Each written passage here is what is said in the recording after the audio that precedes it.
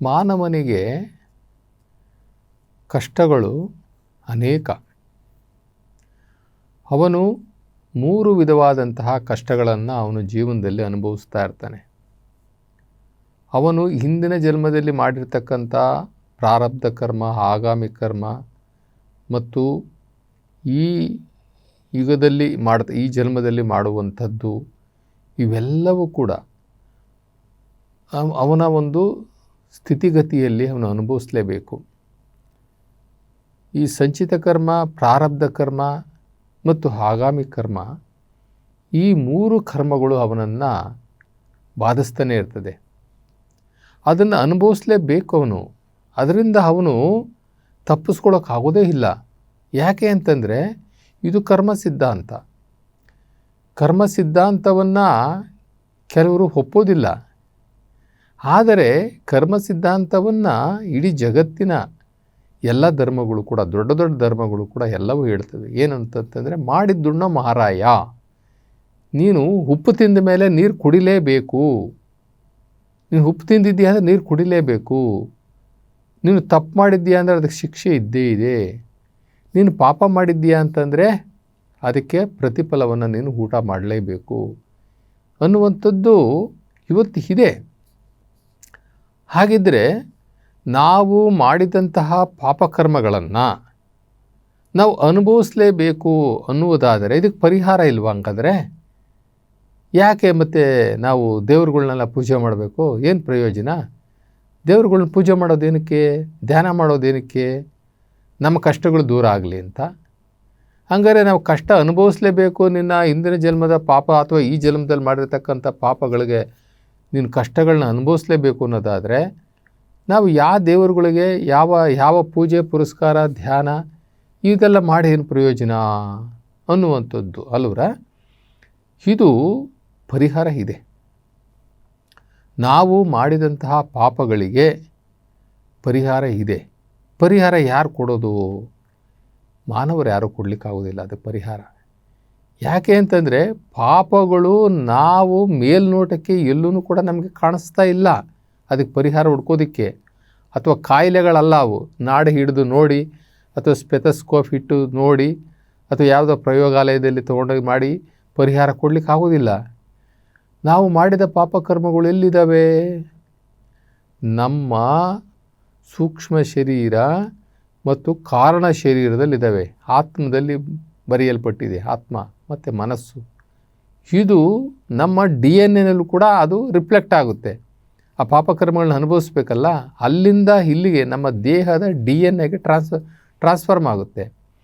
ಆ DNA ಮುದ್ರಿತ ಆದ ಮೇಲೆ ಅದರ ಪ್ರಕಾರವಾಗಿ ನಮ್ಮ ರುಜಿನಗಳು ಕರ್ಮಗಳು ಅವು ನಮಗೆ ಎದುರಾಗುವಂತಹ ದುರ್ಘಟನೆಗಳು ಇವೆಲ್ಲವೂ ಕೂಡ ಅಲ್ಲಿಂದ ಪ್ರಕಟಣೆ ಆಗ್ತಾ ಹೋಗ್ತವೆ.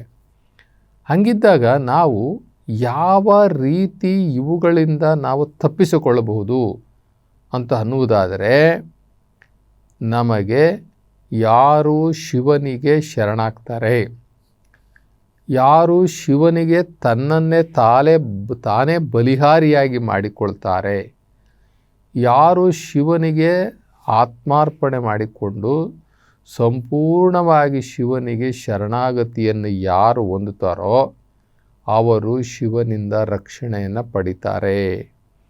ಅವರ ಪಾಪ ಕರ್ಮಗಳಿಂದ ಅವರು ತಪ್ಪಿಸಿಕೊಳ್ತಾರೆ. ಆ ಪಾಪಕರ್ಮಗಳು ಅವರನ್ನು ಬಾಧಿಸಿದರೂ ಸಹ ಯಾವುದೇ ಪ್ರಾಣಹಾನಿ ಮಾನಹಾನಿ ಆಗದಂತೆ ಅವು ಬಹಳ ಸುಲಭನಾಗಿ ಆ ಕಷ್ಟಗಳು ಬೆಣ್ಣೆ ಕರಗಿದಂತೆ ಕರಗೋಗ್ಬಿಡ್ತವೆ. ಯಾವಾಗ? ಶಿವನ ಆ ಪರಮಾತ್ಮ ಶಿವನ ಅನುಗ್ರಹ ಇದ್ದಾಗ ಎದುರಾಗ್ತವೆ. ಎದುರಾದ್ರೂ ಕೂಡ ನಮ್ಮ ಮಾನ ಮತ್ತು ನಮ್ಮ ಪ್ರಾಣಕ್ಕೆ ಯಾವುದೇ ರೀತಿಯ ಅಪಾಯ ಆಗೋದಿಲ್ಲ. ಆಕ್ಸಿಡೆಂಟ್ ಆಗುತ್ತೆ, ಸಾಯಲೇಬೇಕಾಗಿರ್ತದೆ, ಅವರು ಸಾಯೋದಿಲ್ಲ. ಮೊನ್ನೆ ಇತ್ತೀಚೆಗೆ ಒಂದು ದುರ್ಘಟನೆ ನಡೀತು. ಒಂದು ವಿಮಾನದಲ್ಲಿದ್ದಂಥವ್ರು ಎಲ್ಲರೂ ಸುಟ್ಟು ಕರಕಲಾಗಿ ಹೋಗವ್ರೆ. ಆದರೆ ಒಬ್ಬನೇ ಒಬ್ಬ ಆ ದುರಂತದಿಂದ ಏನೂ ಆಗಿಲ್ವೇನೋ ಅನ್ನುವ ರೀತಿಯಲ್ಲಿ ಪಾರಾಗಿದ್ದಾನೆ. ಇದು ಪವಾಡ. ಇವೆಲ್ಲ ನೋಡ್ತಾ ಇದ್ದಾಗ ನಮಗೆ ಯಾವುದೇ ಪಾಪ ಕರ್ಮಗಳನ್ನು ಮಾಡಿದ್ರೂ ಸಹ ಶಿವನು ಕರುಣಾಮಯಿಯಾಗಿರೋದ್ರಿಂದ, ಅವನು ಕರುಣಾಸಾಗರನಾಗಿರೋದ್ರಿಂದ, ಅವನು ಪತಿತರನ್ನು ಪಾವನ ಮಾಡುವವನಾಗಿರುವುದರಿಂದ ನಮ್ಮಂತಹ ಪತಿತರನ್ನು, ನಮ್ಮಂಥ ಪಾಪ ಮಾಡಿದವರನ್ನು, ಯಾರು ಶರಣಾಗ್ತಾರೋ ಅವರನ್ನು ಪಾವನ ಮಾಡುವಂತಹ ಹೊಣೆಗಾರಿಕೆ ಅವನ ಮೇಲೆ ಇರೋದ್ರಿಂದ, ಅವನು ಆ ದಯಾಸಾಗರನಾಗಿರೋದ್ರಿಂದ ಖಂಡಿತವಾಗಲೂ ನಮ್ಮ ಪಾಪಕರ್ಮಗಳನ್ನು ನಾವು ಅವನ ಮುಖಾಂತರ ಕಳ್ಕೊಳ್ಬಹುದು. ಇಲ್ಲಿ ಬಸವಣ್ಣನವರು ಇದಕ್ಕೆಲ್ಲ ಒಂದು ಸುಲಭ ಮಂತ್ರ ಇದೆಯಾ, ಒಂದು ಸುಲಭ ಮಾರ್ಗ ಇದೆಯಾ ಅನ್ನುವಂಥದ್ದು. ನಮ್ಮ ದೇಶದಲ್ಲಿ ಬೇಕಾದಷ್ಟು ದೇವರುಗಳಿದ್ದಾವೆ, ದೇವ್ರಿಗೆ ಲೆಕ್ಕಕ್ಕೆ ಇಲ್ಲ. ಬೇಕಾದ್ರೆ ಎಕ್ಸ್ಪೋರ್ಟ್ ಮಾಡ್ಬೋದು ಬೇರೆ ದೇಶಗಳಿಗೆ, ಅಷ್ಟು ದೇವರುಗಳು ನಮ್ಮಲ್ಲಿ ಇದ್ದಾವೆ. ಆದರೆ ಅವೆಲ್ಲ ದೇವರುಗಳೆಲ್ಲ ದೇವತೆಗಳು. ಆ ದೇವತೆಗಳಿಗೆ ನಾವು ಗುಡಿ ಕಟ್ಟಿ ಅವರೇ ದೇವರು ಅಂತ ಹೇಳ್ಬಿಟ್ಟು ನಾವು ಪೂಜೆ ಮಾಡ್ತಾಯಿದ್ವಿ, ಅದು ಬೇರೆ ಮಾತು. ಆದರೆ ದೇವನು ಒಬ್ಬನೇ. ದೇವತೆಗಳು ಅನೇಕ ಇರಬಹುದು, ಅವೆಲ್ಲ ಗುಡಿ ಕಟ್ಟಿ ನಾವು ಬೆಳಗ್ಗೆಯಿಂದ ಸಾಯಂಕಾಲವರೆಗೂ ಅವ್ರಿಗೆ ಎಲ್ಲ ಪೂಜೆ ಪುರಸ್ಕಾರಗಳು ಮಾಡ್ಬೋದು, ಅದು ಅವರವ್ರ ಇಷ್ಟ. ಆದರೆ ದೇವ ಅನ್ನೋನು ಒಬ್ಬನೇ, ಸೃಷ್ಟಿಕರ್ತ ಅನ್ನೋನು ಒಬ್ಬನೇ. ಅವನಿಗೆ ಒಂದೇ ಮಂತ್ರ ಇರುವಂಥದ್ದು, ಒಂದೇ ಮಂತ್ರ, ಓಂ ನಮಃ ಶಿವಾಯ ಅಂತಕ್ಕಂಥದ್ದು ಒಂದೇ ಮಂತ್ರ. ಆದರೆ ನಾವು ಮಾನವರು ಸೃಷ್ಟಿ ಮಾಡ್ಕೊಂಡಿರ್ತಕ್ಕಂಥ ದೇವರುಗಳಿಗೆ ಅನೇಕ ಮಂತ್ರಗಳಿದ್ದಾವೆ. ಒಂದೊಂದು ದೇವ್ರಿಗೂ ಒಂದೊಂದು ಮಂತ್ರಗಳಿದ್ದಾವೆ, ಒಂದೊಂದು ಶ್ಲೋಕ ಇಟ್ಕೊಂಡಿದ್ದಾರೆ. ಬೆಳಗ್ಗೆ ಎದ್ದು ಸುಪ್ರಭಾತಗಳು ಇವೆಲ್ಲವೂ ಕೂಡ ಇದ್ದಾವೆ. ಸುಪ್ರಭಾತಗಳಂತೂ ಬಿಡಿ ವಿಭಿನ್ನವಾಗಿದ್ದಾವೆ. ಆದರೆ ಏಕೈಕನಾದ ಆ ಶಿವನಿಗೆ, ಆ ಶಿವ ಪರಮಾತ್ಮನಿಗೆ ಇರ್ತಕ್ಕಂಥ ಒಂದೇ ಒಂದು ಮಂತ್ರ ಅಂತಂದರೆ ಓಂ ನಮಃ ಶಿವಾಯ.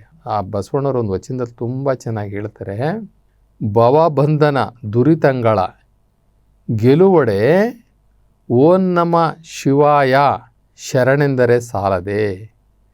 ಭವಬಂಧನ ದುರಿತಂಗಳ ಗೆಲುವಡೆ ಓಂ ನಮಃ ಶಿವಾಯ ಶರಣೆಂದರೆ ಸಾಲದೆ. ಹರ ಹರ ಶಂಕರ, ಶಿವ ಶಿವ ಶಂಕರ, ಜಯ ಜಯ ಶಂಕರ ಶರಣೆಂದರೆ ಸಾಲದೆ. ಎನ್ನ ಪಾತಕ ಪರಿಹರ. ನಾವು ಆ ಶಿವನನ್ನು ನೆನೆಸೋದ್ರಿಂದ ಎನ್ನ ಪಾತಕ ಪರಿಹರ. ಏ ಶಿವ, ಕೂಡಲ ಸಂಗಮ ದೇವ, ಶರಣೆನ್ನುತ್ತಿದ್ದೇನೆ, ನಿನಗೆ ಶರಣೆನ್ನುತ್ತಿದ್ದೇನೆ. ಎನ್ನ ಮನದಲ್ಲಿ ಮತ್ತೊಂದು ಅರಿಯನಯ್ಯ, ಎನ್ನ ಮನದಲ್ಲಿ ಮತ್ತೊಂದನ್ನು ಅರಿಯನಯ್ಯ. ಓಂ ನಮಃ ಶಿವಾಯ, ಓಂ ನಮಃ ಶಿವಾಯ. ಎನಗಿದೇ ಮಂತ್ರ, ಎನಗಿದೇ ಜಪ. ಕೂಡಲ ಸಂಗಮ ದೇವ, ನೀನೇ ಬಲ್ಲೆ ಎಲೆ ಲಿಂಗವೇ. ಇನ್ನೇನು ಬೇಕು ನಮಗೆ? ಪಾತಕ ಶತಕೋಟಿಯನ್ನು ಓಡಿಸಲು ಸಾಲದೆ ಒಂದು ಶಿವನ ನಾಮ. ಪಾತಕ ಶತಕೋಟಿಯನ್ನು ಓಡಿಸಲು ಸಾಲದೆ ಒಂದು ಶಿವನಾಮ, ಸಾಲದೆ ಒಂದು ಹರನ ನಾಮ. ಕೂಡಲ ಸಂಗಮ ದೇವ. ಹೀಗೆ ನಮ್ಮ ಶರಣರು, ಬಸವಣ್ಣನವರು ಎಲ್ಲ ಆ ಪರಮಾತ್ಮನನ್ನು, ಶಿವನನ್ನು ಕಂಡವರೆಲ್ಲರೂ ಕೂಡ ಒಂದೇ ಮಂತ್ರ ಇಟ್ಕೊಂಡಿರೋದು. ಯಾಕೆ? ಒಬ್ಬನೇ ದೇವ, ಒಂದೇ ಶಕ್ತಿ, ಒಬ್ಬನೇ ದೇವ, ಒಬ್ಬನೇ ಸೃಷ್ಟಿಕರ್ತ. ಓಂ ನಮಃ ಶಿವಾಯ ಅಂತಕ್ಕಂಥದ್ದು ಒಂದೇ ಮಂತ್ರ. ಈ ಓಂ ನಮಃ ಶಿವಾಯ ಮಂತ್ರವನ್ನು ನೀವು ಕುಳಿತುಕೊಂಡು, ನೀವು ಪದ್ಮಾಸನದಲ್ಲಾದರೂ ಕೂತ್ಕೊಳ್ಳಿ, ಸುಖಾಸನದಲ್ಲಾದರೂ ಕೂತ್ಕೊಳ್ಳಿ, ನೀವು ಚಿನ್ಮಯ ಮುದ್ರದಲ್ಲಿ ಕುಳಿತುಕೊಂಡು ಈ ಮಂತ್ರ ಪಠಣವನ್ನು ಬಹಳ ಆತ್ಮಿಕವಾಗಿ, ಆತ್ಮದೃಷ್ಟಿಯಿಂದ ನೀವು ಮಾಡ್ತಾ ಮಾಡ್ತಾ ಮಾಡ್ತಾ ನೋಡ್ರಿ, ಒಂದು 40-50 ಮಂತ್ರ ಹೇಳಿದ್ರಿ ಅಂತ ಇಟ್ಕೊಳ್ಳಿ. ಆ ಶಿವಶಕ್ತಿ ನಿಮ್ಮ ಮೈಗೂಡಿ ನಿಮ್ಮ ಮೈಯಲ್ಲಿ ಬೆವರು ಕಿತ್ಕೊಂಡ್ಬಿಡ್ತದೆ. ಆ ಶಕ್ತಿಯನ್ನು ತಡ್ಕೊಳ್ಳಿಕ್ಕಾಗ್ದಲೇ ತಲೆಯೆಲ್ಲ ಜುಮ್ ಜುಮ್ ಅಂತದೆ, ತಲೆ ನೋವು ಬಂದ್ಬಿಡ್ತದೆ. ಅಷ್ಟು ಶಕ್ತಿ ನಮ್ಮಲ್ಲಿ ಗ್ರಹಿಸುತ್ತೆ, ಆಕರ್ಷಣೆ ಆಗುತ್ತೆ, ಪ್ರವೇಶ ಆಗುತ್ತೆ. ಇದನ್ನು ಯಾರಿಗೂ ಗೊತ್ತಿಲ್ಲ, ಇದು ಯಾರೂ ಮಾಡ್ತಾ ಇಲ್ಲ. ಈ ಶಕ್ತಿಯನ್ನು, ಇಷ್ಟು ಸುಲಭನಾಗಿ ಶಿವಶಕ್ತಿಯನ್ನು ಪಡೆದುಕೊಳ್ಳುವಂತಹ ಮಂತ್ರ ಮತ್ತೊಂದಿಲ್ಲ. ಇದು ಭೂಮಿ ತೂಕದ ಶಿವ ಈ ಶಿವಮಂತ್ರಕ್ಕೆ ಈ ಪೃಥ್ವಿ ಸಮಬಾರದಯ್ಯ ಅಂತಾರೆ ಬಸವಣ್ಣನವರು. ಈ ಬ್ರಹ್ಮಾಂಡವೇ ರಚನೆ ಆಗಿರ್ತಕ್ಕಂಥ ಓಂ, ಆ ಓಮನ್ನ ಶಬ್ದದಲ್ಲೇ, ಆ ಓಂಕಾರದಲ್ಲಿ ಅಕಾರ ಉಕಾರ ಮಕಾರ, ಅದು ಓಂಕಾರದಲ್ಲೇ ಇಡೀ ಬ್ರಹ್ಮಾಂಡ ರಚನೆ ಆಗಿರ್ತಕ್ಕಂಥ ಶಿವಶಕ್ತಿ ಅದು. ನೀವು ಓಂ ನಮಃ ಶಿವಾಯ ಅನ್ನುವಂಥ ಮಂತ್ರವನ್ನು ಪಠಣೆ ಮಾಡ್ತಾ ಮಾಡ್ತಾ ಮಾಡ್ತಾ ನಿಮ್ಗೆ ಆಗುವಂತಹ ಬದಲಾವಣೆಗಳನ್ನ ನೋಡ್ರಿ. ಅದಕ್ಕೋಸ್ಕರ ಕೆಲವರು ನಮಃ ಶಿವಾಯ ಅನ್ನುವಂಥ ಮಂತ್ರ ಅಷ್ಟೇ ಉಪಯೋಗಿಸಿ, ಯಾಕೆ ತಡ್ಕೊಳ್ಳೋ ಶಕ್ತಿ ಇರೋದಿಲ್ಲ. ಓಂ ನಮಃ ಶಿವಾಯ ಇದೆಯಲ್ಲ, ಅದನ್ನು ನಾವು ತಡ್ಕೊಳಕ್ಕಾಗಲ್ಲ.